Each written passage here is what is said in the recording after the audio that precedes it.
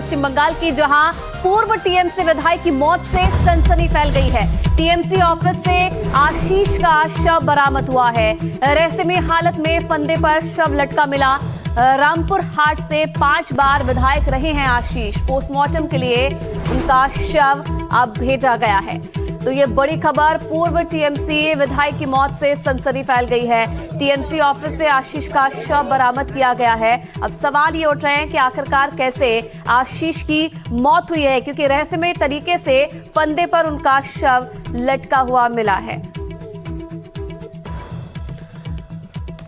ऋतिक, इस खबर पर और ज्यादा जानकारी के लिए मेरे सहयोगी हमारे साथ जुड़ गए हैं। ऋतिक, क्या जानकारी अब तक मिल पाई है? कैसे, क्यों, आखिरकार क्या ये हत्या है, आत्महत्या है?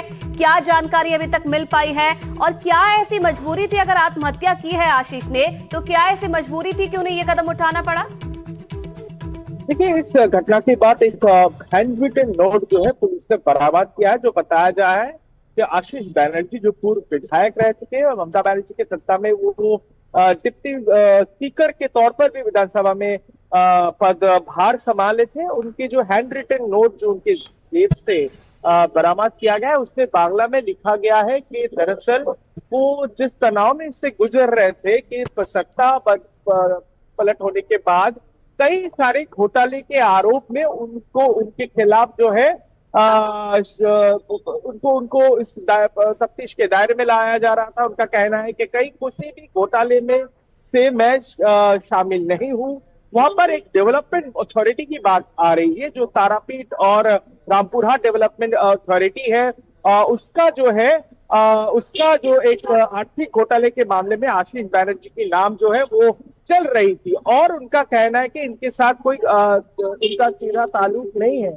और इस बात को लेकर जो है बताया जा रहा है कि आशीष बनर्जी ने संभवतः उन्होंने सुसाइड किया है।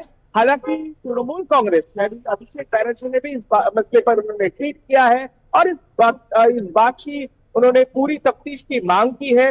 और जो है कुणाल घोष ने भी कहा है कि पुष्टि होनी चाहिए और बताना चाहिए पुलिस को बतौर के बाकायदा के किस कारण ने अगर उन्होंने आत्महत्या की है तो क्यों किया है।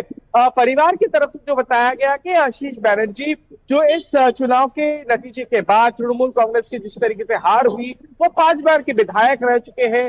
वो परनी के बैकग्राउंड से आते हैं, कभी शिक्षक हुआ करते थे और बिल्कुल साफ सुथरा उनका छवि रहा है। और जैसे भी हम उनको विधानसभा के दहलीज में हम देखते हैं, बिल्कुल धोती कपड़े पहने हुए, बहुत ही बुजुर्ग और बहुत ही हम्बल बैकग्राउंड से आते हैं, जिस तरीके से वो बात भी करते थे, तो कहीं ना कहीं उनका कहना है कि उनको ठोस पहुंचाता है। जिस तरीके से कई सारे उनके खिलाफ जो आरोप लग रहे थे, इन सब चीजों को लेकर वो मानसिक तनाव में थे और काफी लंबे वक्त से चुनाव के बाद वो राजनीति से दूरी बनाकर चल रहे थे और इन सब चीज के नतीजे हो सकते हैं। लेकिन पुलिस इन सब पे तफ्तीश कर रही है, आगे की कार्रवाई भी जारी रहेगी। ठीक है ऋतिक, आप बिल्कुल नजर बना के रखिएगा इस खबर पर, आगे भी अपडेट आपसे लेते रहेंगे। फिलहाल बहुत धन्यवाद आपका इस पूरी जानकारी के लिए।